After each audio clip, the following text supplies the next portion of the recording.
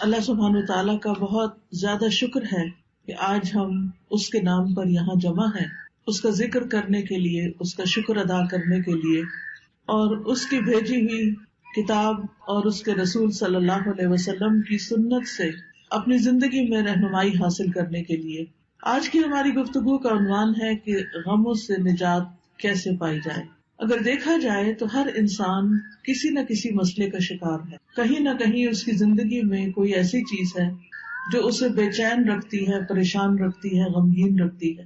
اس میں ہوتا یہ ہے کہ انسان پھر اپنی صلاحیتوں، قوتوں، طاقتوں سے جو اللہ تعالیٰ نے اس کو دی ہیں ان سے وہ بھرپور فائدہ نہیں اٹھا سکتا۔ تو سب سے پہلی بات تو یہ ہے کہ سوال یہ پیدا ہوتا ہے کہ یہ غم آتے کیوں ہیں، غم محسوس کیوں کرتا ہے انسان، یہ پریشانیاں، یہ مشکلات، یہ تکالیف ہماری زندگی میں کیوں ہیں۔ تو اس سلسلے میں جب ہم قرآن مجید کی طرف رجوع کرتے ہیں تو پہلی بات ہمیں یہ پتہ چلتی ہے کہ اللہ تعالیٰ نے انسان کو امتحان کے لیے پیدا کیا، اس لیے وہ اس انسان پر طرح طرح کی آزمائشیں اور مشکلات بھیجتا رہتا ہے تاکہ وہ دیکھے کہ انسان ان میں کرتا کیا ہے، انسان کا طریقہ کیا ہے۔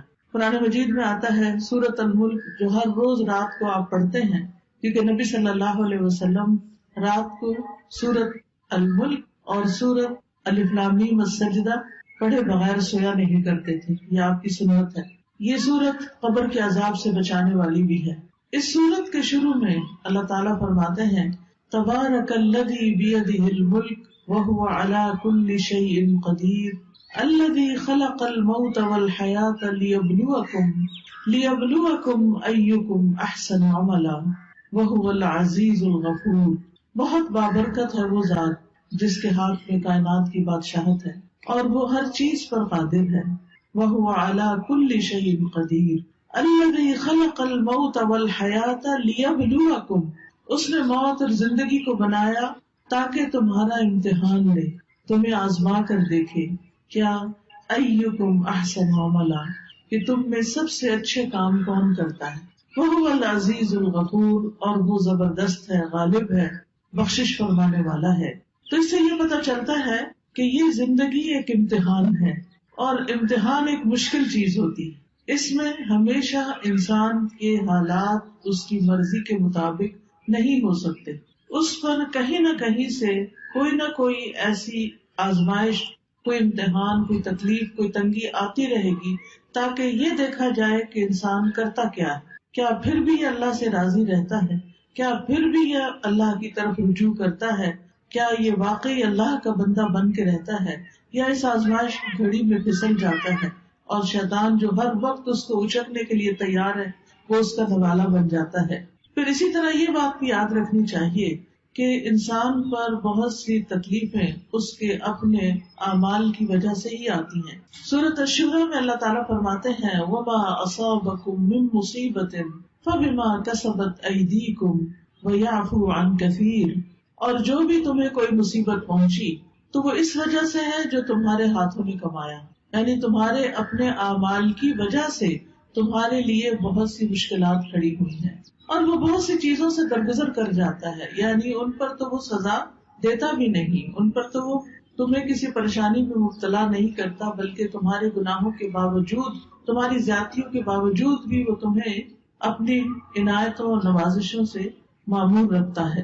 پھر اسی طرح یہ ہے کہ انسان بعض اوقات اللہ کی عبادت سے منہ موڑتا ہے، اللہ کے ذکر سے منہ موڑتا ہے تو اس پر کوئی تکلیف آ جاتی ہے، کیونکہ اللہ نے ہمیں اپنی عبادت کے لیے پیدا کیا ہے۔ سورۃ الذاریات میں آتا ہے وَمَا خَلَقْتُ الْجِنَّ وَالْإِنسَ إِلَّا لِيَعْبُدُونِ، کہ میں نے جن و انس کو اپنی عبادت کے لیے پیدا کیا ہے۔ تو انسان جب اللہ کی عبادت سے منہ موڑ کر دنیا کا بندہ بننے لگتا ہے تو اللہ تعالیٰ اس کو واپس اپنی طرف لانے کے لیے کسی تکلیف میں مبتلا کرتا ہے تاکہ یہ بندہ اللہ کو یاد کرے۔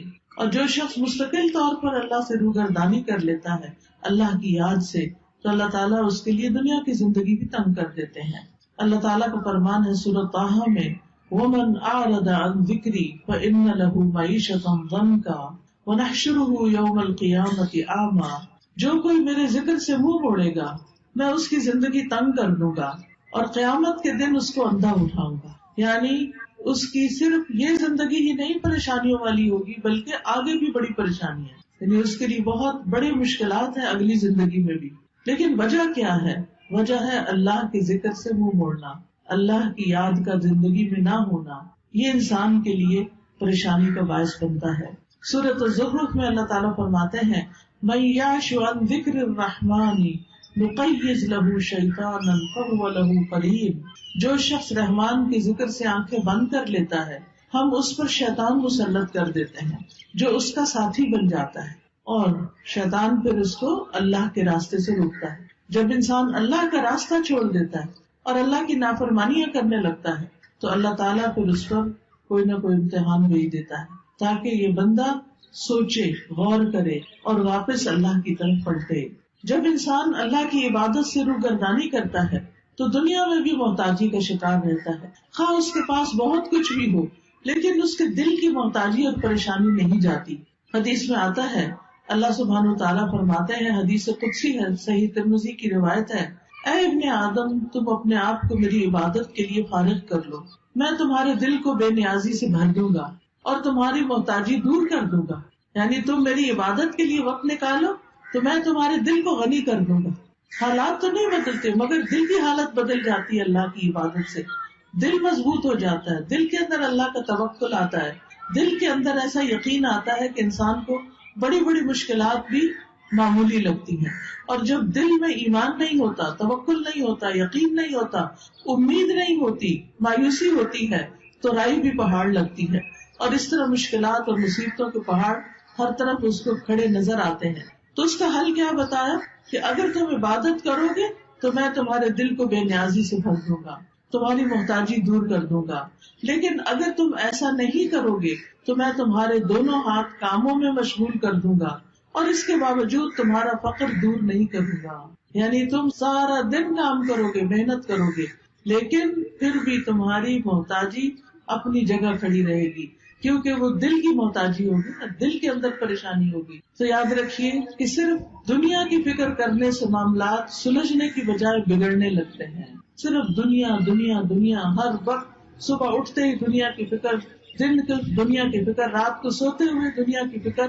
تو رسول اللہ صلی اللہ علیہ وسلم نے اس کے بارے میں فرمایا جس شخص کا مقصد اور پریشانی یا غم دنیا کا ہو اور وہ دنیا کا ہی ہو کر رہ جائے اور وہ اسی کی نیت رکھتا ہو تو اللہ تعالیٰ اس کا فقر اس کی آنکھوں کے سامنے کر دیتے، یعنی پھر اللہ تعالیٰ بھی اس کو اس کے حال پر چھوڑ دیتے ہیں. وہ دنیا کے لیے زیادہ کنسرن ہے، زیادہ فکر مند ہے تو اللہ تعالیٰ اس کو اسی کے حوالے کر دیتے ہیں اور اس پر اس کے معاملات بکھیر دیتے ہیں. اس کو سمجھ نہیں آتا کہاں سے شروع کروں اور کہاں پر ختم کروں، اور اس کو اس سے اتنا ہی ملتا ہے جو اس کے لیے لکھ دیا گیا ہو. اور جس شخص کا مقصد اور حرص آخرت ہو اور وہی اس کا ہدف بن جائے اور وہ اسی کی نیت کرتا ہو، یعنی اس کا ہم و غم آخرت ہے کہ کل کیا ہوگا، دنیا کی زندگی تو گزر جائے گی، میرا کل کو کیا بنے گا جب میں اللہ کے حضور پیش ہوگا، وہاں میرا ٹھکانہ کیا ہوگا. جو شخص اس فکر میں مبتلا ہو جاتا ہے تو اللہ تعالیٰ اس کے دل میں غرار ڈال دیتے ہیں، دنیا کی طرف سے اس کا دل مطمئن کر دیتے ہیں، اس کے معاملات کو یکجا کر دیتے ہیں اور اس کو پھر اپنی حاجتوں کے لیے بھاگنا نہیں پڑتا، دنیا ذلیل ہو کر اس کے پاس آتی ہے. تو اس لیے ہم سب کو یہ دیکھنا چاہیے کہ ہم کس چیز کے لیے زیادہ فکر مند ہیں. دنیا تو چند دن کی ہے، دنیا کی حیثیت تو ایک مچھر کے پر برابر بھی نہیں. دنیا کا بڑے سے بڑا نقصان ایسا ہی ہے جیسے مچھر کا پر ٹوٹ کے گر گیا ہو، لیکن اصل نقصان، اصل مشکل، اصل پریشانی تو آخرت کی پریشانی ہے جس کے لیے ہم سب کو فکر مند ہونے کی ضرورت ہے. دنیا کی فکر کرنے والے سے رب کی بے نیازی ہوتی ہے. نبی صلی اللہ علیہ وسلم نے فرمایا جو اپنے غموں کو ایک ہی غم بنا لے، جو اپنے غموں کو ایک ہی غم بنا لے اور وہ آخرت کا غم ہو تو اللہ اس کے دنیا کے غموں سے اسے کفایت کرے گا، اس کے دنیا کے غم دور ہو جائیں گے. اور جس کو پریشانیاں ادھر ادھر بھٹکا کر لے جائیں اللہ اس کی پرواہ نہیں کرے گا کہ وہ دنیا کی کس وادی میں ہلاک کر کے دیتا ہے. تو اس لیے غموں سے بچنے کا، غموں سے نجات کا اصل طریقہ کیا ہے کہ دنیا کی بجائے آخرت کی فکر زیادہ لگا لی جائے. یاد رکھیے جہاں دنیا کی حرص زیادہ ہوتی ہے، دنیا کی محبت زیادہ ہوتی ہے، وہاں اللہ کی محبت میں کمی آ جاتی ہے، وہاں پر اللہ کی محبت میں کمی آ جاتی. نبی صلی اللہ علیہ وسلم نے فرمایا قیامت قریب آ چکی ہے، لیکن لوگوں میں دنیا کی ہی ہرس بڑھے گی، یعنی جتنی جتنی قیامت قریب آ رہی ہے اتنی اتنی دنیا پھیلتی جا رہی ہے ان کے سامنے، اور اس کی محبت اور اس کے پیچھے بھاگنا اور زیادہ بڑھتا جا رہا ہے، اور اللہ سے دوری میں ہی اضافہ ہوگا۔ پھر اسی طرح ہم دیکھتے ہیں کہ جب ہم دنیا کو زیادہ امپورٹنس دیتے ہیں تو دنیا کا چھوٹا سا نقصان بھی انسان سے برداشت نہیں ہوتا، لیکن جب انسان یہ سمجھتا ہے کہ کوئی بات نہیں، یہ چیز چلی گئی تو ہم بھی تو اللہ کی طرف جانے والے ہیں، جیسا کہ سورۃ البقرہ میں آتا ہے وَلَنَبْلُوَنَّكُمْ بِشَيْءٍ مِّنَ الْخَوْفِ وَالْجُوعِ وَنَقْصٍ مِّنَ الْأَمْوَالِ وَالْأَنفُسِ وَالثَّمَرَاتِ وَبَشِّرِ الصَّابِرِينَ الذين إذا أصابتهم مصيبة قالوا إنا لله وإنا إليه راجعون أولئك عليهم صلوات من ربهم ورحمة وأولئك هم المهتدون۔ کہ اللہ سبحانہ وتعالیٰ کی طرف سے آزمائش تو ہوگی، امتحان تو ہوگا، لیکن ایسے موقع پر جو یہ کہے انا للہ وانا الیہ راجعون، کہ بے شک ہم اللہ کے لیے ہیں اور اسی کی طرف لوٹ کر جانے والے ہیں، تو ایسے لوگوں پر اللہ کی رحمت اور نوازشیں ہوتی، اللہ کی رحمت ہوتی، اور ایسے لوگ ہدایت پانے والے ہوتے۔ تو بات یہ ہے کہ تکلیفیں تو آئیں گی، یہ تو اللہ تعالیٰ نے خود ہی فرما دی کہ ہم ضرور آزمائش کریں گے، ضرور امتحان لیں گے، خوف سے، بھوک سے، جان مال پھلوں کی کمی سے، لیکن خوشخبری ہے صبر کرنے والوں کے لیے۔ یعنی جب ان کی زندگی میں کوئی چیز کم ہوتی، مثلاً کوئی بچہ فوت ہو گیا، بہن بھائیوں میں سے کوئی چلا گیا، کاروبار چلا گیا، کوئی کاروبار کو نقصان ہو گیا، جاب چلی گئی، کوئی اور حادثہ ہو گیا کہ جس سے بڑا نقصان ہو گیا، تو اب یہ سب چیزیں تو زندگی میں روز کا معمول ہے، کبھی کوئی چیز پیش آتی ہے، کبھی کوئی چیز پیش آتی ہے۔ تو بتایا گیا کہ وہ ایسے موقع پر کیا کہتے ہیں اور کیا کرتے ہیں، انا للہ و انا الیہ راجعون، یعنی وہ اللہ کی طرف رجوع کر لیتے ہیں، اور صبر کے ساتھ کیا کہتے ہیں کہ بے شک ہم بھی اللہ کے لیے اور اللہ ہی کی طرف واپس جانا ہے۔ یعنی جو ہمارا کوئی رشتہ دار چلا گیا یا مال چلا گیا یا کوئی اور یعنی کہ کوئی کھیتوں میں یا کاروبار میں یا کسی کیے ہوئے کام میں کوئی نقصان ہو گیا، تو وہ کہتے ہیں اس میں بھی کوئی خیر ہوگی، اس میں بھی میرے لیے اجر ہے، اس میں بھی کوئی بھلائی ہے، میرا کوئی پیارا چلا گیا لیکن میں اللہ سے امید نہیں چھوڑوں گی، کیونکہ اللہ ہے نا۔ حتیٰ کہ اگر کسی عورت کے شوہر بھی فوت ہو جائے اور اگر اس کا اللہ پر بھروسہ ہو تو اس موقع پر بھی اللہ تعالیٰ اس کا دل تھام لیتا ہے، اور وہ کیا سوچتی ہے کہ ایک انسان تو گیا ہے مگر اللہ تو زندہ ہے۔ اللہ لا الہ الا هو الحی القیوم، اللہ ہے نا، ٹھیک ہے انسانوں کی کمی کوئی انسان اور پوری نہیں کر سکتا، شوہر کی کمی کوئی بھی پوری نہیں کر سکتا، نہ ماں باپ، نہ بہن بھائی، نہ بچے، لیکن اس سے بڑھ کر بھی تو کوئی ہستی ہے نا، اور وہ اللہ کی ہستی ہے۔ اللہ لا الہ الا ہو، اللہ وہ ذات جس کے سوا کوئی الہ نہیں، الحی جو زندہ ہے، جس کو کبھی موت نہیں آنی، القیوم جو قائم ہے، جسے کسی سہارے کی ضرورت نہیں بلکہ وہ باقی سب کو بھی قائم رکھنے والا ہے۔ تو جب وہ ہستی موجود ہے، اللہ سبحانہ وتعالیٰ ہے، تو پھر فکر کس بات کی؟ اس نے تو میرے دنیا میں آنے سے پہلے میرے رزق کا انتظام کیا، ماں کے سینے میں دودھ اتار کے، اس نے تو مجھے پیدا ہونے کے بعد جب میرے دانت بھی نہیں تھے، کچھ کھانے کے قابل بھی نہیں تھا، کچھ ہاتھ پاؤں بھی ہلا کے نہیں پکڑ سکتا تھا، اس وقت بھی میرے رزق کا اہتمام کیا تھا، انتظام کیا تھا، وہ اب بھی کرے گا۔ تو ایسا شخص اس شدید غم کے موقع پر بھی سکون میں ہوتا ہے کہ اللہ ہے نا، وہ کہیں سے بندوبست کرے گا نا، وہ کوئی ذریعہ بنا دے گا نا، کیونکہ اصل الرزاق تو وہی ہے، انسان تو صرف سبب ہے، وسیلہ ہے۔ ایسا شخص کبھی بھی دل نہیں ہارتا، ایسا شخص کبھی بھی اپنے حواس نہیں کھوتا، ایسا شخص کی زندگی سے کبھی امید نہیں جاتی۔ اور آپ نے دیکھا ہوگا کہ کتنے ہی بچے ہیں جو یتیم پلے ہیں لیکن وہ بڑے بڑے لوگوں سے آگے نکل گئے، دنیا کی بڑی بڑی مشہور ہستیاں بن گئے۔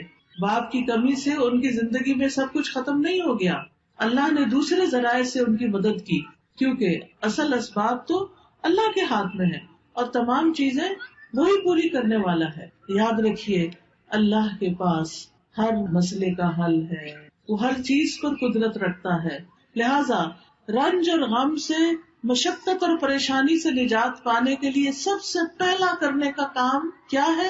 اللہ پر بھروسہ، اللہ سے مضبوط تعلق، اللہ پر ایمان، یقین، توکل، اس سے امید، اسی کا ڈر اور اسی کی طرف لوٹ کر جانے کی فکر. یاد رکھیے دنیا کے سارے خزانے اللہ کے ہیں، سارے خزانوں کا مالک وہ ہے. وَلِلَّهِ خَزَائِنُ السَّمَاوَاتِ وَالْأَرْضِ وَلِلَّهِ مُلْكُ السَّمَاوَاتِ وَالْأَرْضِ. آسمانوں کی بادشاہت، زمین کی بادشاہت ساری کی ساری اللہ کے پاس ہے. وَاللَّهُ عَلَى كُلِّ شَيْءٍ قَدِيرٌ. اور اللہ ہر چیز پر پوری طرح قادر ہے، پوری قدرت رکھتا ہے. لہذا کیا یقین رکھنا ہے کہ سارے خزانے تو اس کے پاس ہیں، مجھے اس سے مانگنے ہیں. لہذا انسان سب انسانوں سے نظر ہٹا کے اللہ سبحانہ تعالیٰ کی طرف امید رکھتا ہے، اس سے مانگتا ہے. یا اللہ تو میرا رازق ہے، تو پتھر کے اندر ایک کیڑے کو بھی رزق پہنچاتا ہے، تو کیا مجھے نہیں رزق دے سکتا؟ آسمان و زمین کی مخلوق کو دے رہا ہے، تو دن رات دے رہا ہے اور کوئی کمی نہیں واقع ہوتی تیرے رزق میں، تو کیا مجھے نہیں دے سکتا؟ تو مجھے بھی دینے والا ہے. لہٰذا جو شخص اللہ پر یقین رکھتا ہے وہ ہر غم، ہر تکلیف میں اللہ کی طرف رجوع کرتا ہے، اللہ کی طرف پلٹتا ہے، اور اس کو یہ یاد رہتا ہے کہ ہر مسئلے کا حل اللہ کے پاس ہے. اللہ سبحانہ تعالیٰ کے سامنے اپنی حاجتیں رکھے، سجدے میں رو کر پکارے اس کو کہ اللہ تو مدد کر. کوئی بھی مسئلہ ہے جو آپ کا، اس کو سامنے رکھے، کیونکہ اللہ تعالیٰ فرماتے ہیں اَمَّن يُجِيبُ الْمُضْطَرَّ إِذَا دَعَاهُ وَيَكْشِفُ السُّوءَ. بھلا کون ہے جو لاچار کی فریاد رسی کرتا ہے جب وہ اسے پکارتا ہے اور اس کی تکلیف کو دور کرتا ہے؟ کوئی اور ہے؟ نہیں، کوئی بھی نہیں. آپ دیکھیں کہ جب انسان غمگین ہوتا ہے، دکھی ہوتا ہے، پریشان ہوتا ہے، اس کی آنکھوں سے آنسو جاری ہوتے ہیں، تو پاس پڑے ماں باپ بھی سو رہے ہوتے ہیں، باقی دنیا بھی آرام کر رہی ہوتی ہے، ہر کوئی اپنے مسئلوں میں پریشان ہوتا ہے، لیکن آپ کا رب جاگتا ہے. لا تأخذہ سنۃ ولا نوم. نہ اس کو اونگ آتی ہے، نہ اس کو نیند آتی ہے. سب سوتے ہیں لیکن وہ جاگتا ہے. وہ رات کو بھی، وہ دن کو بھی، وہ صبح بھی، وہ شام بھی آپ کی دعائیں سنتا ہے. لہٰذا اس کی طرف رجوع کرنا ہے. چھوٹی ضرورت ہو، بڑی ضرورت ہو، لوگوں کی طرف لالچ کی نگاہ سے نہیں دیکھنا کہ ان کے پاس بہت کچھ ہے، نہیں، اللہ کی طرف دیکھنا ہے. رسول اللہ صلی اللہ علیہ وسلم نے فرمایا جسے انتہائی شدید حاجت آ پڑے، یہ شدید ضرورت اس کو ہو جائے کوئی، اور اس نے اسے لوگوں پہ پیش کر دیا، تو اس کی وہ حاجت دور نہ ہوگی. کہ لوگ اکثر کیا چاہتے ہیں کہ یہ بندہ جو پریشان ہے پریشان ہی رہے، وہ مدد نہیں کرنا چاہتے. لوگ عموماً دوسروں کو دکھی دیکھ کے خوش ہوتے ہیں. تو اس لیے جب کوئی ضرورت پیش آئے سب سے پہلے اللہ سے دعا کریں، پھر اللہ لوگوں کے دل میں ڈالے گا کہ وہ مدد کریں آپ کی. تو حدیث میں آتا ہے کہ جسے انتہائی شدید حاجت آ پڑے اور اسے اس نے لوگوں پر پیش کر دیا تو اس کی وہ حاجت پوری نہ ہوگی، اور جس نے اسے اللہ پہ پیش کیا تو ان قریب اللہ اسے بے پرواہ کر دے گا. یا تو جلد ہی موت آ جائے گی، دنیا کے بکیڑوں سے ہی جان چھوٹ جائے گی، یا جلد ہی غنی ہو جائے گا اور انسانوں کی ضرورت نہ رہے گی. آپ کو خوف آتا ہے کہ پتہ نہیں کیا ہوگا، پتہ نہیں بڑھاپے میں کون ہمیں دیکھے گا، ہمارے لیے روزی کا انتظام کیا ہوگا، ہماری ضروریات پوری کہاں سے ہوں گی. تو فوراً کہا کرے اللہ تو میرا رب ہے نا، تو ہی میرے سارے انتظام کرے گا، مجھے انسانوں سے نہیں تجھ سے توقع ہے. انسانوں کے ہاتھ خالی ہیں، ہمارے ہاتھ میں تو تھوڑی دیر کوئی چیز ہو تو ہمارا دل کہتا ہے رکھ دیں. ایسے ہی ہوتا ہے نا، ہم اپنے ہاتھ بھر کے رکھ بھی نہیں سکتے، مٹھی میں کوئی چیز ہو چھوٹی سی بھی تو تنگ آ جاتے ہیں، وہ کہتے ہیں یہ کہیں رکھ دے. ہمارے ہاتھ خالی ہیں، خالی آئے تھے، خالی رکھنا پسند کرتے ہیں اور خالی جائیں گے. بھرے ہوئے ہاتھ تو اللہ کے ہیں، تو ان سے کیوں مانگتے ہیں جو خالی ہاتھ؟ ان سے کیوں توقع ہے جن کے پاس کچھ نہیں؟ اس سے کیوں نہیں توقع رکھتے جس کے پاس سب کچھ ہے؟ مانگ کے تو دیکھیں پھر کس طرح ضروریات پوری ہوتی ہیں. آپ دیکھیں قبر میں سب سے پہلا سوال کیا ہوگا؟ من ربو کا، تیرا رب کون ہے؟ اور رب کون ہوتا ہے؟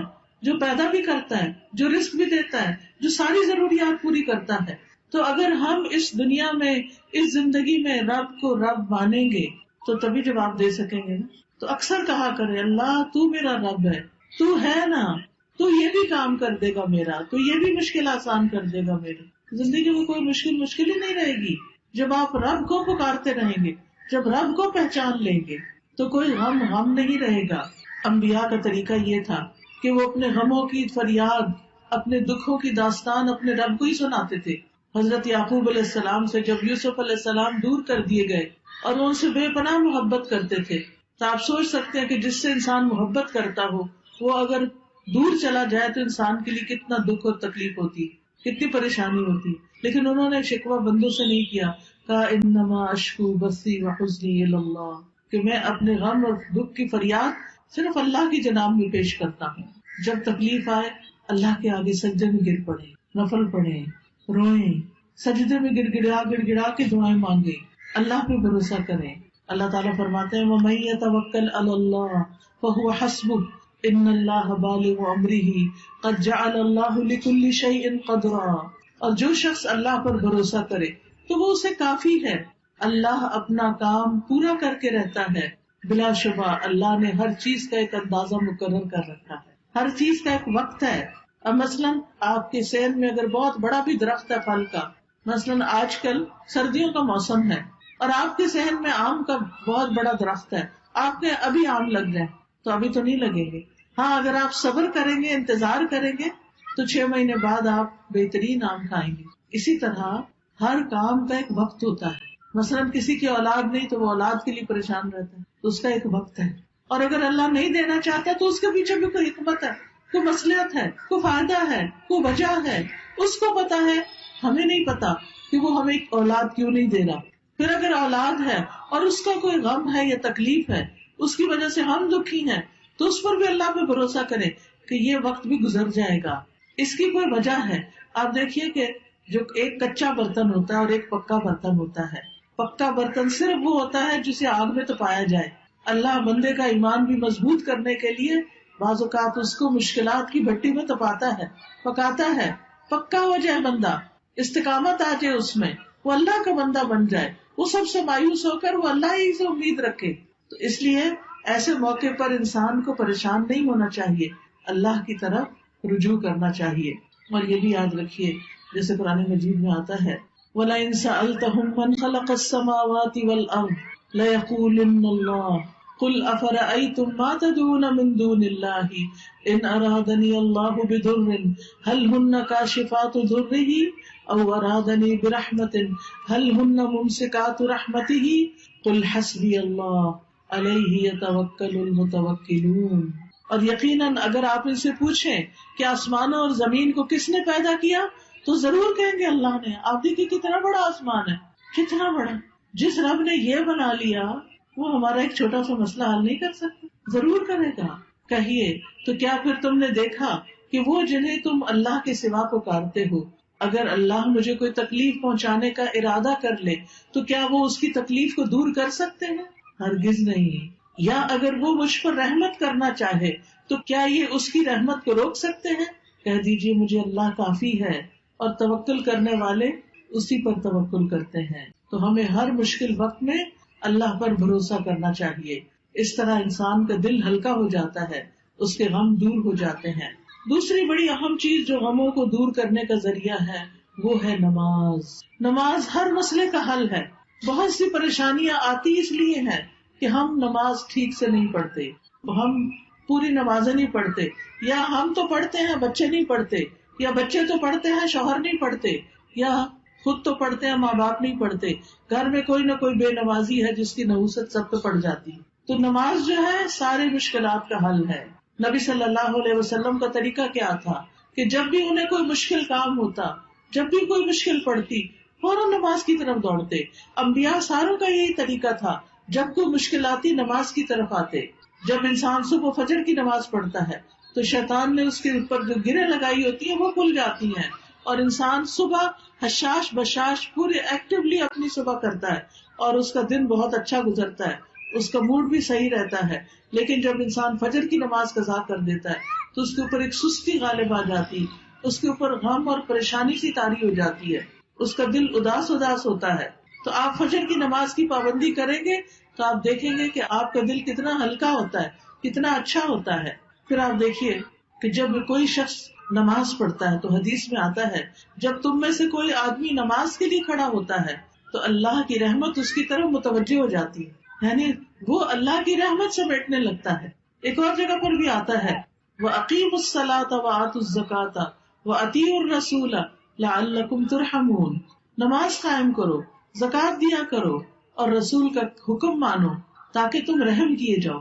تو جو شخص یہ چاہتا ہے کہ اس کا مسئلہ حل ہو جائے، اس کی پریشانی دور ہو جائے، اس کا دکھ دور ہو جائے، اس کا غم دور ہو جائے، اسے چاہیے کہ وہ اچھے طریقے سے نماز پڑھے، خوب اللہ کو یاد کر کے نماز پڑھے، تو اللہ کی رحمت اس پر آئے گی. اور جس پر اللہ کی رحمت ہو جائے اس کے غم پھر غم نہیں رہتے. لیکن بات یہ ہے کہ جب ہمیں کوئی غم تکلیف ہوتا ہے تو ہم سب سے پہلے نمازیں چھوڑ کے بیٹھ جاتے ہیں، بجائے اس کے کہ نماز سے مدد لیں، جس کو قرآن میں اللہ تعالیٰ حکم دیتے ہیں وَاسْتَعِينُوا بِالصَّبْرِ وَالصَّلَاةِ. تو ہم کیا کرتے ہیں الٹا، کیا ہے پریشانی ہے، نماز کو دل نہیں کر رہا، نماز ہی نہیں پڑھی جا رہی. بھلا تمہارا علاج کہاں سے ہوگا؟ اگر نماز ہی چھوڑ دی تو مسئلے پہ مسئلہ مزید گمبھیر ہوتا چلا جائے گا، اور دنیا کے کوئی انسان نہیں جو تو آپ کو اس گڑھے سے نکال سکے. تو اس کا حل کیا ہے؟ نمازوں کی پابندی. اور صرف یہ نہیں کہ جیسے تیسے نماز پڑھ لینا. قد افلح المؤمنون الذین هم فی صلاتهم خاشعون.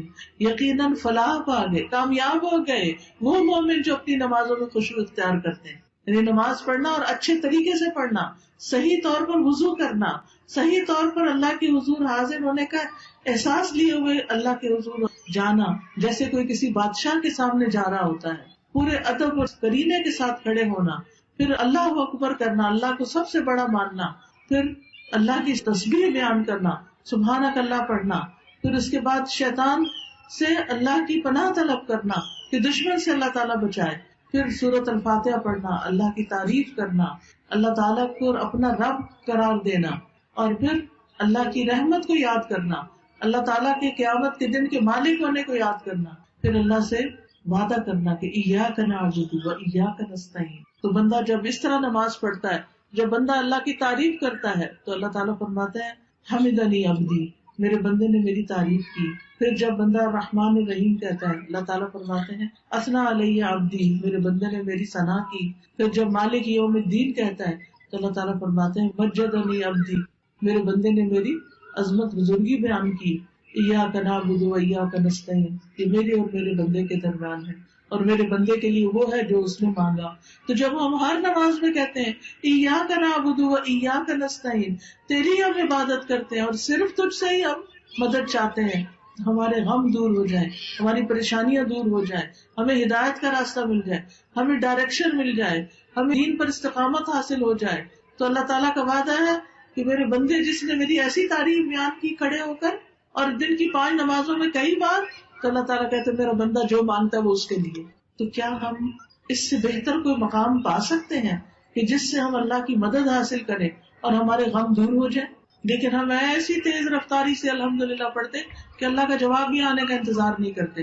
تو ضروری ہے کہ ہم رک رک کے نماز پڑھیں الحمدللہ رب العالمین، اور سوچا کریں اب میرا رب مجھے جواب دے رہا ہے، حمدنی عبدی الرحمن الرحیم. پھر ذرا سا پاز کریں مالک یوم الدین، پاز کریں جیسے اللہ سے باتیں کرتے ہیں، اس طرح اللہ کو پکاریں. تو یاد رکھیے کہ جو شخص نمازوں کی پابندی کرے گا وہ اللہ کی رحمت پا کر رہے گا، اور وہ جو اچھے طریقے سے نماز پڑھے گا وہ کامیاب ہو جائے گا. قد افلح المؤمنون. اور یہ فلاح جو ہے صرف آخرت کی نہیں، دنیا کی بھی ہے، دنیا کی بھی کامیابی ایسے بندے کو نصیب ہوگی. تو اگر ہم کامیاب ہونا چاہتے ہیں، غموں سے نجات پانا چاہتے ہیں، تو پھر ہمیں اپنی نمازوں کو درست کرنے کی ضرورت ہے. حدیث میں آتا ہے احفظ اللہ یحفظک، احفظ اللہ تجدہ تجاہک، اللہ کی حفاظت کرو اللہ تمہاری حفاظت کرے گا. کیا مطلب ہے؟ اللہ تعالیٰ کی حفاظت ہمیں تو نہیں کرنی، مراد ہے اللہ کے احکامات کی حفاظت، اپنی نمازوں کی حفاظت. نبی صلی اللہ علیہ وسلم نے فرمایا جان بوجھ کر نماز نہ چھوڑا کرو، اس لیے کہ جو شخص جان بوجھ کے نماز چھوڑ دیتا ہے اس سے اللہ کی ذمہ داری ختم ہو جاتی ہے، پھر وہ اللہ کی حفاظت سے باہر آ جاتا ہے. تو اگر ہم چاہتے ہیں کہ ہماری حفاظت ہو، ہم غموں سے مصیبتوں سے بچے رہیں، تو اس کے لیے کیا ضروری ہے کہ پھر ہم کیا کریں؟ نمازوں کو ٹھیک سے ادا کریں، نماز نہ چھوڑیں. کیونکہ نماز چھوٹی تو اللہ نے چھوڑ دیا بندے کو، اس کے حوالے کر دیا جاؤ اب جدھر جاتے ہو. اور خصوصاً فجر کی نماز، نبی صلی اللہ علیہ وسلم نے فرمایا جس آدمی نے صبح کی نماز پڑھی وہ اللہ عز و جل کی ذمہ داری میں ہے، اس کے کاموں کی ذمہ داری اللہ تعالیٰ لے لیتا ہے. ابو ہریرہ رضی اللہ عنہ سے مروی ہے کہ رسول اللہ صلی اللہ علیہ وسلم نے فرمایا اللہ تعالیٰ فرماتا ہے اور میرا بندہ جن جن عبادتوں کے ذریعے سے میرا قرب حاصل کرتا ہے ان میں سے کوئی عبادت مجھے اتنی پسند نہیں جتنی وہ عبادت پسند ہے جو میں نے اس پر فرض کی ہے. میرا بندہ نوافل کے ذریعے مجھ سے اتنا قریب ہو جاتا ہے کہ میں اس سے محبت کرنے لگتا ہوں. نفل پڑھنے سے، نوافل ادا کرنے سے بندہ اللہ کے اتنے قریب ہو جاتا ہے کہ اللہ بندے سے محبت کرنے لگتا ہے. جب میں اس سے محبت کرنے لگ جاتا ہوں تو میں اس کا کان بن جاتا ہوں جس سے وہ سنتا ہے، اس کی آنکھ بن جاتا ہوں جس سے وہ دیکھتا ہے، اس کا ہاتھ بن جاتا ہوں جس سے وہ پکڑتا ہے، اس کا پاؤں بن جاتا ہوں جس سے وہ چلتا ہے، اور اگر وہ مجھ سے مانگے تو میں اسے عطا کرتا ہوں، اور اگر وہ مجھ سے پناہ کا طالب ہو تو میں اس کو پناہ دیتا ہوں. تو بات یہ ہے کہ انسان جب اللہ کی طرف رجوع کرتا ہے، اللہ اس کی حفاظت کرتا ہے اور اس کے سارے مسائل حل کر دیتا ہے. تو جس بندے کو اللہ کی اتنی مدد اور تائید حاصل ہو جائے اس کی زندگی میں پھر کوئی مسئلہ کیا مسئلہ رہے گا. پھر اسی طرح یہ ہے کہ انسان کو اللہ سبحانہ و تعالیٰ سے دعائیں کرنی چاہیے، حفاظت کی دعائیں، صبح شام کی دعائیں، تاکہ پریشانیاں کم آئیں. جو شخص دن کا آغاز اللہ کے ذکر اور نماز سے کرتا ہے اس کا تمام دن حشاش بشاش گزرتا ہے. لہذا اللہ کے ذکر سے اپنے آپ کو شیطان کی شر سے بچائے. ابن کثیر رحمہ اللہ کہتے ہیں تم اذکار کی چادر اوڑھ لو. کیا کہتے ہیں؟ تم اذکار کی چادر اوڑھ لو، یعنی ذکر کیا کرو تاکہ وہ تمہیں انس اور جن کے شر سے بچائے. یعنی انسانوں کے شر سے بھی محفوظ رہو گے اور جنوں کے شر سے بھی محفوظ رہو گے. جو نظر آنے والا شر ہے اس سے بھی حفاظت ہوگی اور جو نظر نہیں آ رہا اس سے بھی محفوظ رہو گے. اور اپنی روحوں کو استغفار کی موٹی چادر اوڑھا دو تاکہ یہ چادر تم کو دن اور رات کے گناہوں سے بچائے. یعنی انسان جب اللہ کا ذکر کرتا رہتا ہے، استغفار کرتا ہے، تو بہت سے گناہوں کی معافی بھی ہوتی ہے اور آئندہ گناہوں سے بچتا بھی ہے. ابن القیم صبح شام کے اذکار کے بارے میں کہتے ہیں کہ صبح شام کے اذکار زرہ کی طرح ہے. زرہ جو پہنتے ہیں نا وہ جنگ میں، جیسے جیسے یہ زرہ موٹی ہوگی، یعنی جتنے زیادہ اچھی طرح ذکر کرو گے ویسے ویسے اس کو پہننے والا متاثر نہیں ہوگا. یعنی جیسے سردی ہوتی ہے تو آپ اچھے موٹے کپڑے پہن لیتے ہیں تو آپ کو سردی نہیں لگتی، اسی طرح شیطان ہمارا دشمن ہر وقت ہمیں تکلیف پہنچانے کو تیار رہتا ہے. تو جب ہم اذکار کی چادر پہن لیتے ہیں اور ذکر اذکار کرنے لگتے ہیں پھر اس کے شر سے محفوظ ہو جاتے ہیں. وہ کہتے ہیں بلکہ زرہ کی طاقت یہاں تک پہنچ جائے گی کہ تیر واپس لوٹ جائے گا اور اسی کو جا کر لگے گا جس نے تیر چلایا تھا. یعنی جب آپ اذکار کی پابندی کریں گے تو پھر حفاظت ہی نہیں ہوگی بلکہ واپس پلٹ جائے گی ساری چیز. ابن عثیمین کہتے ہیں صبح اور شام کے اذکار حفاظت کرنے میں ان لوگوں کے لیے یاجوج ماجوج کی دیوار سے بھی زیادہ مضبوط ہیں جو ان کو دل کی حضوری کے ساتھ پڑھتے ہیں، یعنی توجہ کے ساتھ پڑھتے ہیں. اور یہ صبح شام کی دعائیں جو ہیں وہ ایاک نستعین کتاب جو ہے اس میں موجود ہیں. ویسے بھی مختلف کارڈ وغیرہ اور کئی کتابوں کے اندر صبح شام کے اذکار ہوتے ہیں. ان کی پابندی کیجیے. جب آپ ان کی پابندی کریں گے تو انشاءاللہ آپ غموں اور تکلیفوں اور پریشانیوں سے محفوظ رہیں گے. پھر اسی طرح مثلاً ایک ذکر ہے چھوٹا سا، بسم اللہ الذی لا یضر مع اسمہ شیء فی الارض ولا فی السماء وہو السمیع العلیم. عثمان بن عفان رضی اللہ عنہ کہتے ہیں کہ میں نے رسول اللہ صلی اللہ علیہ وسلم کو فرماتے ہوئے سنا، جس نے شام کو 3 بار یہ دعا پڑھ لی اسے صبح تک کوئی اچانک مصیبت نہیں آئے گی، اور جس نے صبح کے وقت یہ 3 دفعہ پڑھ لی شام تک کوئی اچانک مصیبت اس کو نہیں آئے گی. تو کتنی خوبصورت دعا ہے. بسم اللہ الذی لا یضر مع اسمہ شیء فی الارض ولا فی السماء وہو السمیع العلیم. بسم اللہ الذی لا یضر مع اسمہ شیء فی الارض ولا فی السماء وہو السمیع العلیم. یعنی 3 دفعہ صبح اور 3 دفعہ شام. شام کو عصر کی نماز کے بعد پڑھنے ہوتے ہیں اور صبح فجر کی نماز کے بعد سورج نکلنے سے پہلے تک، یہ حفاظت کا ٹائم ہوتا ہے. اور شام کو مغرب کی اذان سے پہلے تک پڑھنا یہ حفاظت کے اوقات ہوتے ہیں. بعض لوگ مغرب کی نماز کے بعد پڑھتے ہیں تو وہ ویسے ہی ذکر ہو جاتا ہے، پھر وہ پروٹیکشن نہیں ہوتی. ابو ہریرہ رضی اللہ عنہ کہتے ہیں کہ ایک آدمی نے نبی صلی اللہ علیہ وسلم کی خدمت میں حاضر ہو کر عرض کیا، اے اللہ کے رسول، مجھے رات بچھو نے کاٹ لیا. آپ نے فرمایا اگر تم شام کے وقت اعوذ بکلمات اللہ التامات من شر ما خلق پڑھ لیتے تو وہ تمہیں یہ تکلیف نہ پہنچاتا. کتنی حفاظت کی دعائیں ہیں، کتنا بڑا خزانہ ہے کہ جو ہمیں بہت سے حادثوں، مصیبتوں اور تکلیفوں سے بچانے والا ہے. اسی طرح جو شخص دن میں 100 بار لا الہ الا اللہ وحدہ لا شریک لہ لہ الملک ولہ الحمد وہو علی کل شیء قدیر پڑھتا ہے تو اسے 10 غلام آزاد کرنے کا ثواب ملتا ہے. 100 نیکیاں اس کے نامہ اعمال میں لکھی جاتی ہیں اور 100 برائیاں اس سے مٹا دی جاتی ہیں. اور اس روز دن بھر یہ دعا شیطان سے اس کی حفاظت کرتی ہے حتیٰ کہ شام ہو جائے، اور کوئی شخص اس سے بہتر عمل لے کر نہیں آئے گا مگر جو اس سے زیادہ عمل کرے۔ پھر اسی طرح صبح و شام آیت الکرسی کا پڑھنا، یہ بھی شیطان سے بچاتا ہے۔ صبح و شام کی دعائیں ہر چیز سے کفایت کرتی ہیں، جیسے قل اعوذ برب الفلق، قل اعوذ برب الناس، قل هو اللہ احد۔ پھر رات کو سوتے وقت دعائیں پڑھ کے سونا، پھر ہر کام سے پہلے بسم اللہ پڑھنا۔ رسول اللہ صلی اللہ علیہ وسلم نے فرمایا جب آدمی اپنے گھر میں داخل ہوتا ہے تو وہ اپنے گھر میں داخل ہوتے وقت اور کھانا کھاتے وقت اللہ کا نام لیتا ہے تو شیطان کہتا ہے آج تمہارے لیے اس گھر میں رات گزارنے کی جگہ نہ ملی اور نہ کھانا ملا۔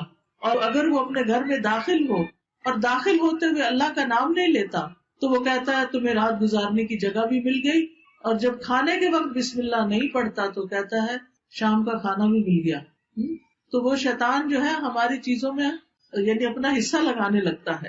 ابن عباس روایت کرتے ہیں رسول اللہ صلی اللہ علیہ وسلم سے کہ ابلیس نے کہا اے میرے رب، تو نے اپنی ساری مخلوق کا رزق واضح کر دیا ہے، میرا رزق کہاں ہے؟ فرمایا ہر وہ چیز جس پہ میرا نام نہ لیا جائے، ہر وہ چیز جس پر اللہ کا نام نہ لیا جائے وہ ابلیس کا رزق بن جاتی ہے، وہ ابلیس کا حصہ بن جاتی ہے۔ پھر اسی طرح غموں سے نجات پانے کے لیے صدقہ خیرات کرنا بڑا ضروری ہے، اللہ کے راستے میں دیتے رہنا، دوسروں کی تکلیفیں دور کرتے رہنا۔ قرآن مجید میں اللہ تعالیٰ فرماتے ہیں فَأَمَّا مَنْ أَعْطَى وَاتَّقَى وَصَدَّقَ بِالْحُسْنَى فَسَنُيَسِّرُهُ لِلْيُسْرَى۔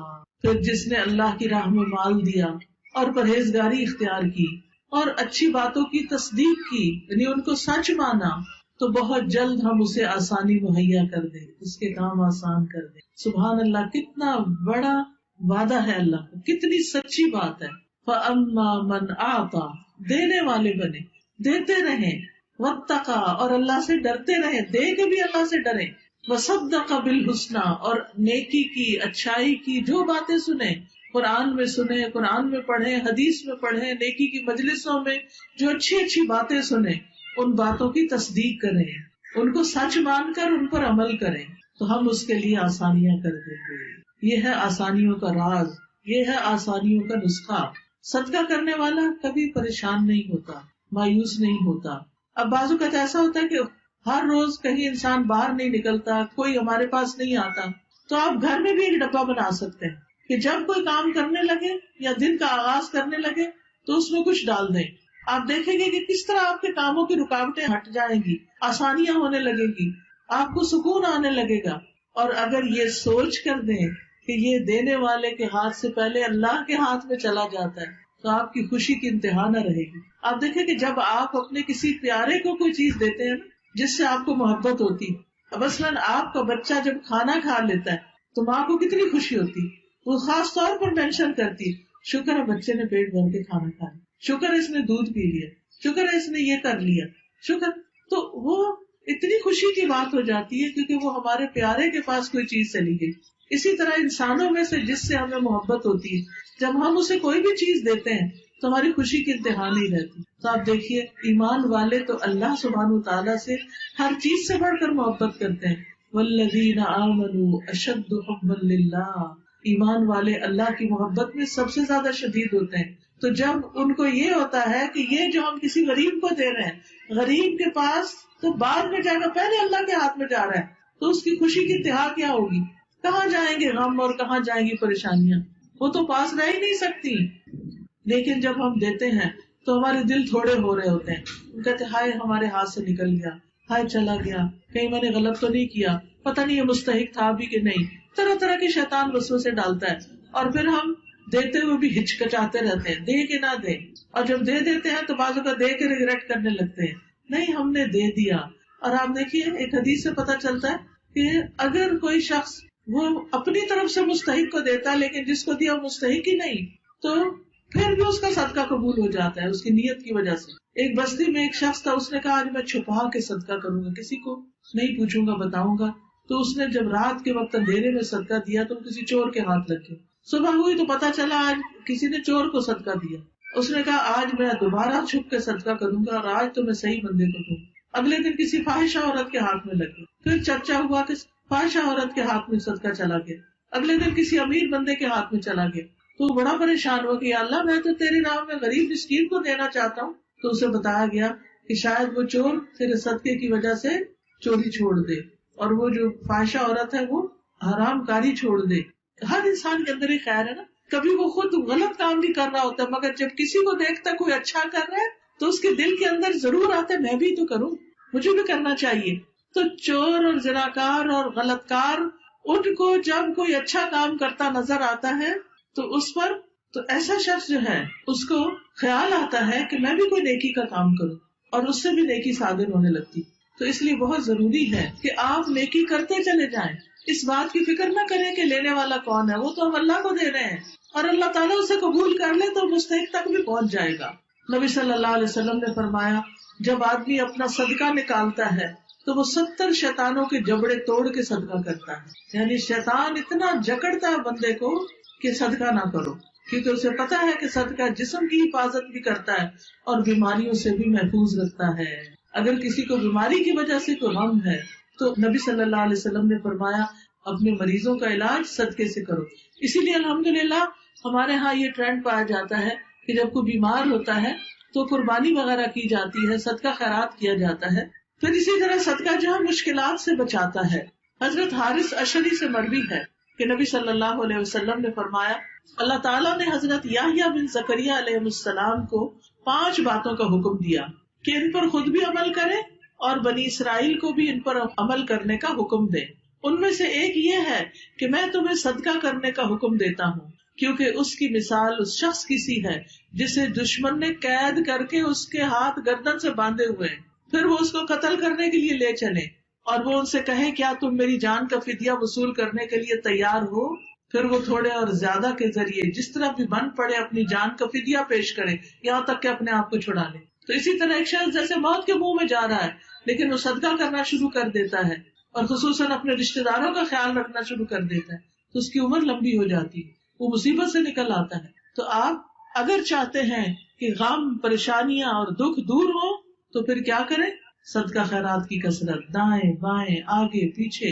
زیادہ والوں کا تو زیادہ امتحان ہے، لیکن جن کے پاس کم ہے وہ بھی کچھ نہ کچھ اپنے حصے سے نکال کر دوسروں کو دیں. ایک عورت تھی انتہائی غریب، اس کے 6-7 بچے تھے اور اس کے پاس روز بس اتنا آٹا ہوتا تھا کہ وہ اپنے بچوں کی ایک روٹی پکا لے. تو وہ کیا کرتی تھی، ہر پیڑے میں سے تھوڑا سا نکال لیتی تھی، 7 کی بجائے 8ویں روٹی ڈال دیتی، اور جو فقیر مانگنے آتا وہ اپنے اس چھوٹے سے مال میں سے 8ویں روٹی اس کو دے دیتی کہ اس کو بھی تو بھوک ہے. بعض اوقات ہم کہتے ہیں ہمارے پاس کیا ہے، ہم کیا کسی کو دیں، ہم تو خود محتاج ہیں. بے شک محتاج ہیں، صدقہ محتاجی کو بھی دور کرتا ہے. آپ دینے والے بنے. حدیث قدسی میں آتا ہے یا ابن آدم انفق انفق علیک، اے ابن آدم تم خرچ کرو میں تم پہ خرچ کروں گا. صدقہ کرنے سے مال کم نہیں ہوتا، نبی صلی اللہ علیہ وسلم نے قسم کھا کے یہ بات فرمائی. تو اس لیے دینے والے بنے. ضرور دائیں بائیں آگے پیچھے. جیسے گھر میں بھی کیا ہے، جیسے کہتے ہیں نا شوہر اپنی بیوی کو بھی اگر پانی پلاتا ہے تو وہ بھی اس کے لیے صدقہ ہے. تو بعض اوقات ہمارے پاس ایک موقع ہوتا ہے کہ گھر والوں کو پانی پلا دیں، گھر والوں کے برتن میں کچھ کھانا ہی ڈال دیں، لیکن ہم کہتے ہیں خود لے لے گا نا. نہیں، اگر کوئی مانگ بیٹھے تو کہتے ہیں ہر وقت میں ہی دوں.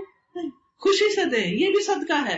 یعنی ہر نیکی جو ہے، اچھی بات کرنا صدقہ ہے، اچھا مشورہ کسی کو دینا، کسی کے کام آنا، حتیٰ کہ مسکرا کے بات کرنا، یہ بھی صدقہ ہے. بعض لوگ جو ہیں وہ اپنا منہ سیدھا ہی نہیں کرتے، کسی سے ڈھنگ سے بات ہی نہیں کرتے، مسکرا کے پیش ہی نہیں آتے. کتنا صدقے کا موقع ہے لیکن کر کے نہیں دیتے. پھر اسی طرح پریشانی کا حل، دوسروں کی پریشانی دور کرنا، چاہے وہ مال سے ہو، صدقے سے ہو یا کسی اور چیز سے. نبی صلی اللہ علیہ وسلم نے فرمایا جو اپنے بھائی کی مدد میں لگا رہتا ہے اللہ تعالیٰ اس کی مدد میں لگا رہتا ہے. جو کسی کی مدد کرتا ہے اللہ اس کی مدد کرتا ہے. نبی صلی اللہ علیہ وسلم نے فرمایا جس نے کسی مسلمان سے دنیا کا ایک دکھ دور کیا اللہ تعالیٰ اس سے قیامت کے روز کا ایک دکھ دور کر دے گا. اور جس نے کسی مشکل میں پڑے شخص کے لیے آسانی کی اللہ اس کے لیے دنیا اور آخرت میں آسانی فرمائے گا. اور جس نے کسی مسلمان کی پردہ داری کی اللہ عز و جل دنیا اور آخرت میں اس کی پردہ داری کرے گا. اور اللہ عز و جل اس وقت تک بندے کی مدد میں رہتا ہے جب تک کہ بندہ اپنے بھائی کی مدد میں لگا رہتا ہے. یعنی کسی کو دے کر ہم ان پر احسان نہیں کرتے، دراصل ہم اللہ سے خود مدد لے رہے ہوتے ہیں. یعنی اللہ کی مدد ایسے بندوں کے لیے آ رہی ہوتی ہے. تو اس لیے خوشی سے دوسروں کی مدد کریں, چھوٹی چھوٹی چیزیں دوسروں کو سکھائیں, دوسروں کی زندگی آسان کریں, دوسروں کا کام کر دیں. کسی کے گھر میں کوئی مہمان آ گیا اس کی مدد کر دیں.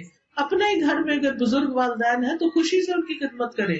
بوڑھی ساس ہے تو عزت سے پیش آئے, اس کے لیے آسانی کرے, ہمسایوں کے لیے آسانی کرے. یہ جو گلیوں بازاروں میں غریب بچے پھر رہے ہوتے ہیں, ان کی خوشی کا کوئی انتظام کریں. اچھے کاموں میں اپنے آپ کو مصروف رکھیں. رسول اللہ صلی اللہ علیہ وسلم نے فرمایا, وہ لوگ اللہ کو زیادہ پیارے ہیں جو دوسروں کے لیے زیادہ فائدہ مند ہوتے ہیں. تو فائدہ پہنچانے والے بنے, ہر ایک کو فائدہ دے. بعض اوقات ہمارے یہاں یہ ہوتا ہے کہ وہ فائدہ اٹھائیں, یہ ہماری ذہنیت بن جاتی کہ دوسروں سے فائدہ لینے والے ہوتے ہیں. نہیں, دینے والے بنے. جب دل میں نیت میں یہ آئے نا کہ ہم اس سے یہ فائدہ اٹھائیں, اس سے وہ فوراً سوچے نہیں ہم اس کو یہ فائدہ پہنچائیں اور ہم اس کو یہ. آپ دوسروں کو فائدہ پہنچائیں گے, اللہ آپ کی ساری ضروریات پوری کر دے گا. اور پھر کامیابی کے لیے کثرت سے اللہ کو یاد کرنا اور اللہ سبحانہ تعالیٰ کی طرف راغب ہونا. ذکر کے فائدوں میں ابن القیم لکھتے ہیں کہ ذکر شیطان کو بھگا دیتا ہے, رحمان کو راضی کرتا ہے, دل سے غم اور پریشانی کو دور کرتا ہے, دل کے لیے خوشی کو کھینچ لاتا ہے, جسم کو طاقت بخشتا ہے, چہرے کو منور کرتا ہے, رزق کھینچ لاتا ہے, تر و تازگی کا لباس پہناتا ہے. اور غموں کو دور کرنے کے لیے, پریشانیوں کا حل کے لیے کچھ ضروری دعائیں جو ہیں اس میں سے نمبر 1 درود شریف کا کثرت سے پڑھنا. درود شریف پڑھنے سے 10 رحمتیں آتی ہیں, 10 مشکلیں آسان ہوتی ہیں, گناہ معاف ہوتے ہیں.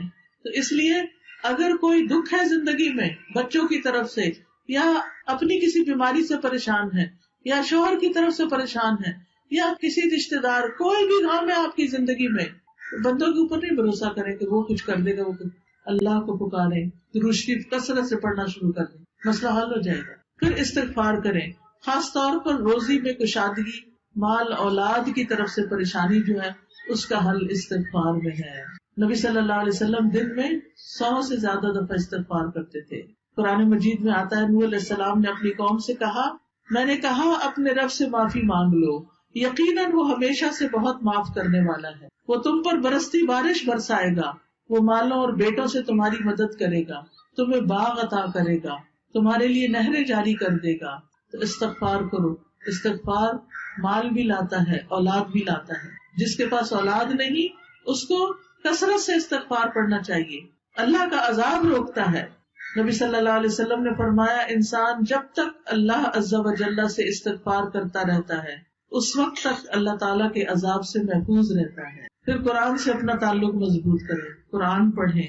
اور الحمدللہ یہاں پر اس مسجد میں قرآن کی کلاسز شروع ہوں گی. یہ فلائر سب لے کر جائیں اور کسی نہ کسی پروگرام میں ضرور شرکت کریں, کیونکہ اللہ کا کلام جہاں پڑھا جاتا ہے وہاں رحمتیں نازل ہوتی ہیں, وہاں مشکلات آسان ہوتی ہیں. یہاں پر انشاءاللہ دورہ قرآن بھی ہوگا, صوت القرآن بھی ہوگا, ترجمہ, تجوید, تفسیر اور کچھ مضمون وغیرہ پڑھائے جائیں گے. اور 1 رمضان سے انشاءاللہ دورہ قرآن یہاں پر شروع ہوگا, اور اس کے بعد 2 جولائی سے یہاں کلاسز شروع ہوگی. خود بھی آئیں, اپنی لڑکیوں کو, بچیوں کو بھی بھیجیں. الہدا کی جو بچیاں اس ایریا میں قریب رہتی ہیں وہ مدد کرنے کے لیے آئیں, وہ انتظامیہ سے رابطہ کریں کہ ہم یہاں پر ہیں اور ہم کچھ نہ کچھ ہیلپ کر سکتے ہیں. تو آپ کی مدد ہمارے لیے بہت فائدہ مند ہوگی تاکہ زیادہ سے زیادہ لوگ پڑھ سکیں. کیونکہ بعض اوقات ایسا ہوتا ہے نا, بچیاں شادی ہو کے آتی ہیں, ان کو پتہ نہیں چلتا کہ یہاں کس کو پڑھائیں, کیا کریں. تو مسجد میں اگر کلاس ہوگی تو اور بچیاں بھی آ کے مدد کرے گی تو بے شمار لوگ پڑھ جائیں گے. یاد رکھیے قرآن شفا ہے. وَنُنَزِّلُ مِنَ الْقُرْآنِ مَا هُوَ شِفَاءٌ وَرَحْمَةٌ لِّلْمُؤْمِنِينَ وَلَا يَزِيدُ الظَّالِمِينَ إِلَّا خَسَارًا. اور ہم قرآن میں جو کچھ نازل کرتے ہیں وہ مومنوں کے لیے تو شفا اور رحمت ہے, مگر یہ ظالموں کے خسارے میں ہی اضافہ کرتا ہے. تو قرآن کا پڑھنا شفا بھی ہے اور اللہ کی رحمت لانے کا ذریعہ ہے. یہ غموں کا سب سے بڑا علاج ہے, پھر اللہ سے جوڑنے کا ذریعہ ہے, گھروں میں برکت کا ذریعہ ہے. ابو ہریرہ کہا کرتے تھے, بے شک قرآن پڑھنے کی وجہ سے گھر اپنے رہنے والوں کے لیے کھلا ہو جاتا ہے, اس میں فرشتے حاضر ہوتے ہیں, شیطان اس گھر کو چھوڑ دیتے ہیں, اس کی خیر و برکت بڑھ جاتی ہے. اور قرآن نہ پڑھنے کی وجہ سے گھر اپنے رہنے والوں کے لیے تنگ ہو جاتے ہیں, فرشتے اس کو چھوڑ دیتے ہیں, شیاطین اس میں بسیرا کر لیتے ہیں اور اس گھر کی خیر و برکت کم ہو جاتی ہے. تو اپنے گھروں کو قرآن کا مرکز بنائیں, خود قرآن گھر والے بھی بیٹھ کے پڑھیں اور بچے بھی پڑھیں, بڑے بھی پڑھیں. قرآن کی چھوٹی چھوٹی مجلسیں اپنے گھر میں قائم کریں, بچوں کو ناظرہ پڑھانے کا انتظام کریں، یعنی کہ اگر آپ یہاں مسجد سے دور ہیں اور انتظام نہیں ہے تو اپنے گھروں اپنے علاقوں میں کریں. خواتین مل جل کر پروگرام بنائیں. جو شخص شیطان سے بچنا چاہتا ہے اسے چاہیے کہ اللہ کی رسی کو مضبوطی سے تھام لے. عبداللہ فرماتے ہیں کہ سیدھے رستے پر شیاطین کی آمد و رفت رہتی ہے. بلند آواز سے کہتے ہیں اے اللہ کے بندے اس رستے پہ آ جاؤ، تم اللہ کی رسی کو مضبوطی سے تھام لو، بے شک اللہ کی رسی قرآن ہے. یعنی وہ لوگوں کو کہتے تھے کہ یعنی قرآن کو تھام لو، یہ اللہ کی رسی ہے. خصوصاً سورۃ البقرہ پڑھنا. جس گھر میں سورۃ البقرہ پڑھی جاتی ہے وہاں سے شیطان بھاگ جاتا ہے. اور آخر میں رنج و غم کے وقت کی دعائیں ہیں کچھ. ایک دعا ہے بہت یعنی دل آپ کا بوجھل ہے، غمگین اور پریشان ہے تو یہ دعا کثرت سے پڑھیں. اللہ اللہ ربی، پڑھیے اللہ اللہ ربی لا اشرک بہ شیئا. اللہ اللہ ربی لا اشرک بہ شیئا. اللہ اللہ ربی لا اشرک بہ شیئا. اسی طرح جب کوئی بہت بڑا مسئلہ پیش آ جائے، کوئی تکلیف پیش آ جائے تو فوراً کہا کریں یا حی یا قیوم برحمتک استغیث. اس وقت بھی اپنی کوئی پریشانی یاد کر کے تو دعا مانگے یا حی یا قیوم برحمتک استغیث، یا حی یا قیوم برحمتک استغیث. پھر اسی طرح لا الہ الا اللہ العظیم الحلیم، لا الہ الا اللہ رب العرش العظیم، لا الہ الا اللہ رب السماوات ورب الارض ورب العرش الکریم. پھر اسی طرح اللہم انی عبدک وابن عبدک وابن امتک ناصیتی بیدک ماض فی حکمک عدل فی قضاؤک اسألک بکل اسم هو لک سمیت بہ نفسک او انزلتہ فی کتابک او علمتہ احدا من خلقک او استأثرت به فی علم الغیب عندک ان تجعل القرآن العظیم ربیع قلبی ونور صدری وجلاء حزنی وذہاب ہمی وغمی. اے اللہ میں تیرا بندہ ہوں، تیرے بندے کا بیٹا اور تیری باندھی کا بیٹا. میری پیشانی تیرے ہاتھ میں ہے، میری ذات پہ تیرا ہی حکم چلتا ہے، میری ذات کے متعلق تیرا فیصلہ عدل والا ہے.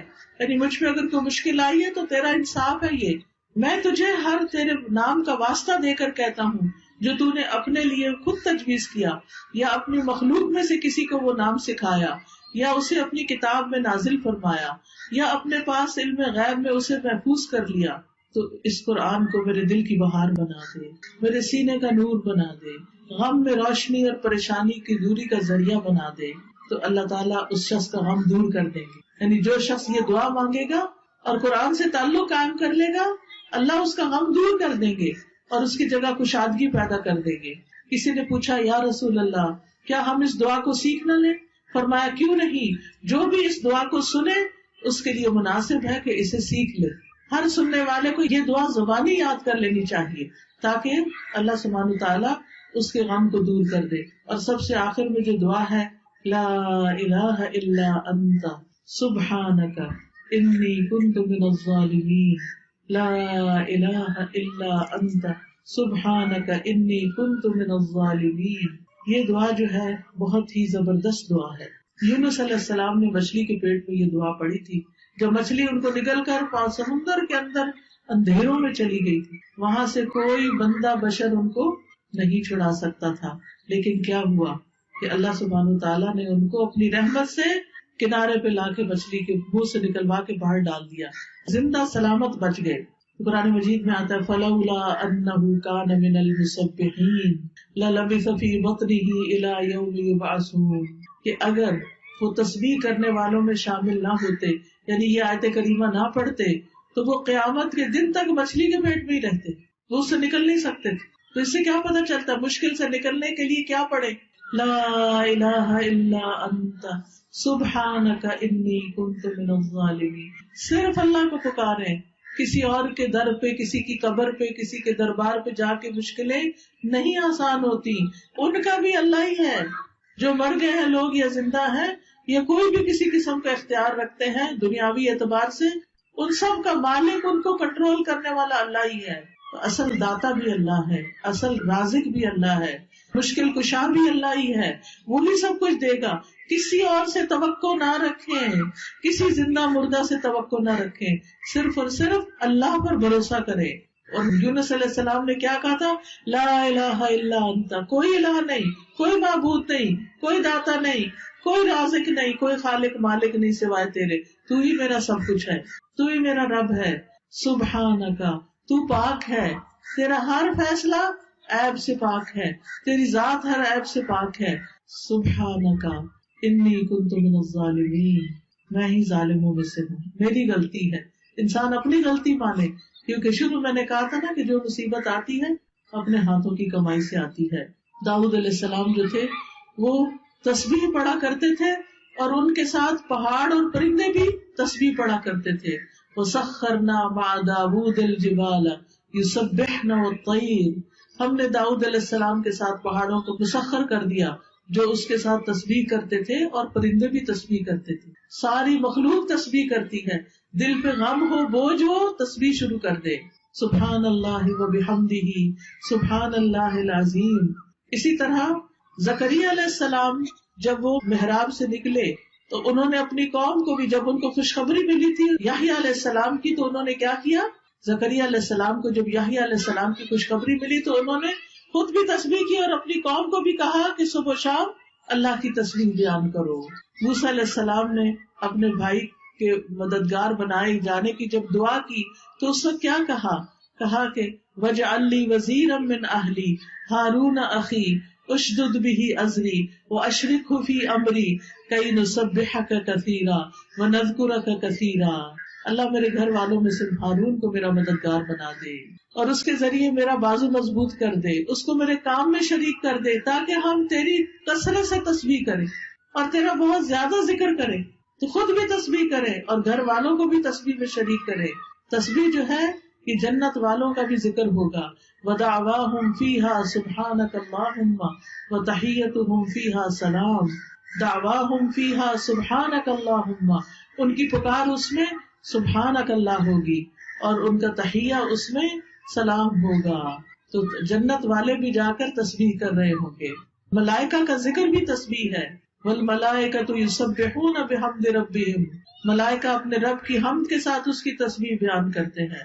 تو یاد رکھیے تسبیح جو ہے یہ بہت بڑا ذکر ہے. سبحان اللہ وبحمدہ عدد خلقہ ورضا نفسہ وزنۃ عرشہ ومداد کلماتہ. سبحان اللہ وبحمدہ سبحان اللہ العظیم. یا رب العالمین تو ہم سب کی تکلیفیں، پریشانیاں اور غم دور فرما دے. یا اللہ سب کی بیماریاں اور مالی اور بدنی اور روحانی مسائل دور کر دے. یا اللہ سب کے سینوں کی گھٹن دور کر دے. یا اللہ ہمارے روزی میں برکت عطا کر دے. ہماری اولاد کو ہمارے لیے بابرکت کر دے، انہیں ہمارے لیے صدقہ جاریہ بنا دے. یا اللہ ہمارے شوہر ان کو ہمارے لیے آنکھوں کی ٹھنڈک بنا دے، ہمارے گھروں میں سکون پیدا کر دے، ہمارے رنج اور غم کو دور کر دے. یا اللہ ہمیں نیک کاموں کی توفیق دے. اللہ اپنی زندگی کو گنوانے کی بجائے ہم اچھے اچھے کاموں میں تیری عبادت اور بندوں کی خدمت میں اپنے آپ کو لگا دے. یا اللہ تو ہمیں دنیا اور آخرت کی پریشانیوں سے بچانا. یا اللہ جنہوں نے اس مجلس کا اہتمام کیا ہے انہیں اس کی بہترین جزا عطا فرما. سب آنے والوں کو ان کے لیے صدقہ جاریہ بنا. یا اللہ یہاں پر یہ تو ویسے ہی مبارک مسجد ہے اور برکتوں والی ہے. یا اللہ اس میں مزید برکت پیدا کر دے اور اس کو تعلیم کا مرکز بنا دے. یا اللہ بے شمار لوگ یہاں آ کر علم حاصل کریں. یا اللہ عمل کرنے والے ہوں. اللہ ہم سب کو اخلاص عطا کر دے. اللہ ہمیں اپنا قرب اور اپنی محبت نصیب کر دے. ہماری نمازوں کی اصلاح کر دے. ہمارے صدقہ خیرات تیرے ہی لیے ہوں. ہمارا ہر نیک عمل تیری خاطر ہو. یا اللہ جتنی بہنیں آئی ہیں ان کے دلوں میں جو دعائیں اور تمنائیں ہیں ان کو پورا کر دے. ربنا تقبل منا انک انت السمیع العلیم وتب علینا انک انت التواب الرحیم. وصلی اللہ تعالی علی خیر خلقہ محمد وعلی آلہ واصحابہ واہل بیتہ اجمعین برحمتک یا ارحم الراحمین. الہی آمین. سبحانک اللہم وبحمدک اشہد ان لا الہ الا انت استغفرک واتوب الیک. السلام علیکم.